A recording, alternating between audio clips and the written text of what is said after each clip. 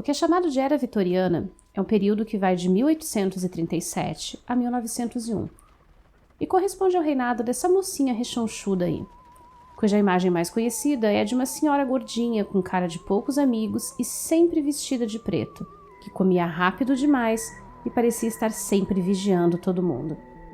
E se essa é a imagem que você tem da Rainha Vitória, senta aqui um pouquinho que a gente precisa conversar. Pois antes de ser uma senhorinha de luto, Dona Vivi era uma grande festeira e fã ardorosa de todo tipo de trevosidades relacionadas ao Halloween. Meu nome é Pauline Kiser, eu sou historiadora da indumentária, recriadora histórica e também, talvez, uma fã de trevosidades e capirotagens de Halloween. E bem, você está no especial de Halloween do canal da Modista do Desterro.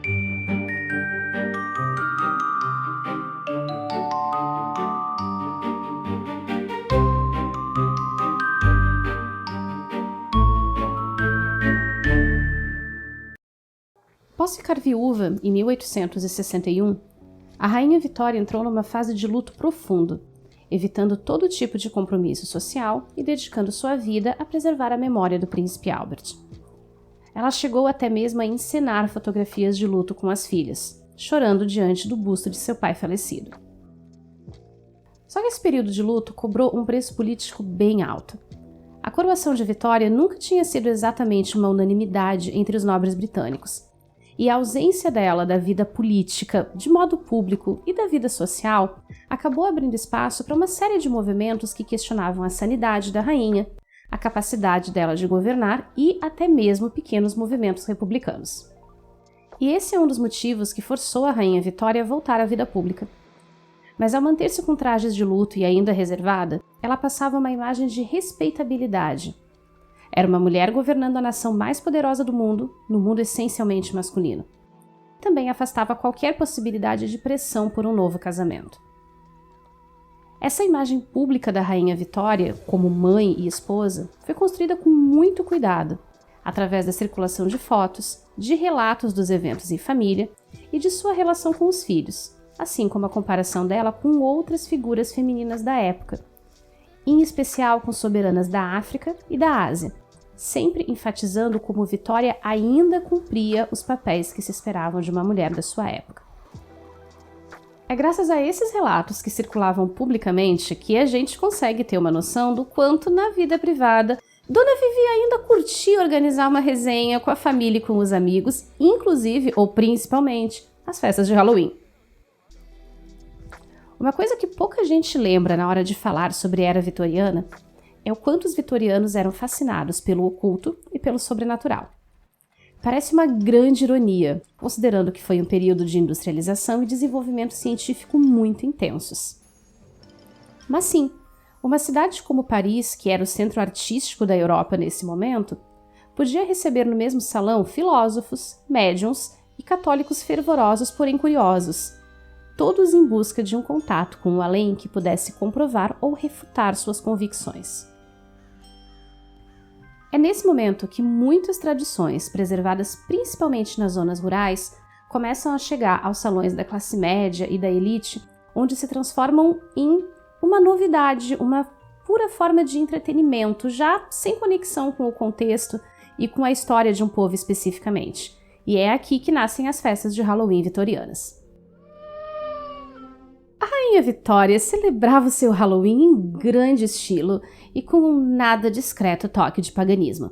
A resenha de Halloween da Vivi era celebrada no castelo de Balmoral, construído em 1856 na Escócia, especialmente para a família real. Os preparativos para a festa eram feitos com dias de antecedência, com uma turba de criados sendo deslocados de Londres e de outras residências reais para o castelo na Escócia, para poder preparar não só a festa, mas a recepção a todos os convidados que acompanhavam a rainha. Assim que a noite de 31 de outubro caía, a Rainha Vitória chegava ao pátio do castelo numa carruagem aberta, carregando uma tocha acesa. Ela era seguida por uma procissão de moradores e criados, todos com suas próprias tochas. A procissão ainda era acompanhada por um gaiteiro, que tocava canções folclóricas tradicionais da Escócia. Na frente do castelo, uma grande pilha de madeira, papel e caixas de presentes vazias era acesa pelas tochas da procissão. As pessoas então faziam um círculo em torno da fogueira e dançavam e cantavam ao redor dela.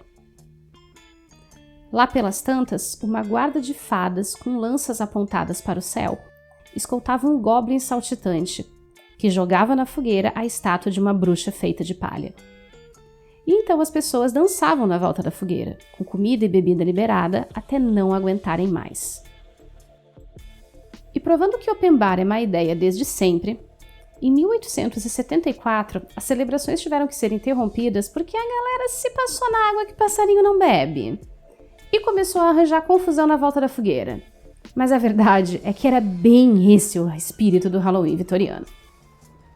Por influência da propaganda toda em torno do Halloween como ele era celebrado pela Rainha Vitória, ou talvez até mesmo pela transformação de costumes mais antigos com um pezinho na Idade Média, a verdade é que o Halloween se transformou numa festividade bastante popular durante a Era Vitoriana. E a julgar pelas críticas dos cronistas da época, o tipo de festa onde as pessoas rompiam com os limiares do bom senso e da boa educação e se entregavam a uma série de comportamentos que seriam considerados totalmente inaceitáveis em qualquer outra situação da vida vitoriana. O Halloween era uma boa ocasião para reunir família e amigos. Para a maioria das pessoas, a festa era dentro de casa mesmo, com um monte de comida gostosa, bebidinhas e joguinhos para entreter a galera.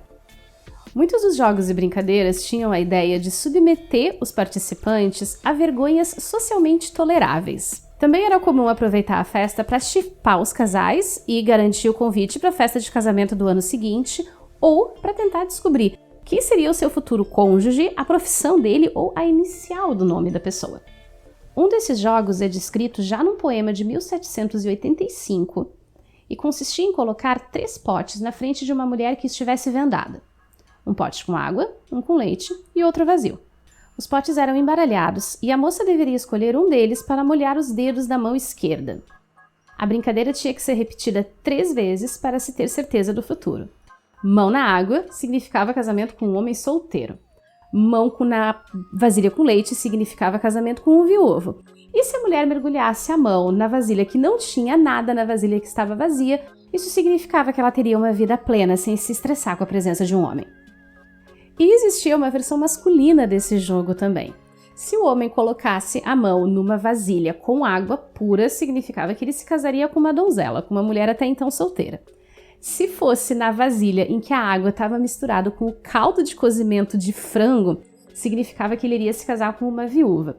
E se ele colocasse a mão na vasilha que estava vazia, sem nenhum líquido, significava que ele levaria uma vida miserável como solteirão.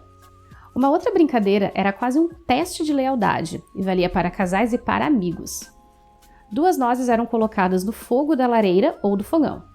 Se elas queimassem mais ou menos no mesmo ritmo, a relação era verdadeira e sincera.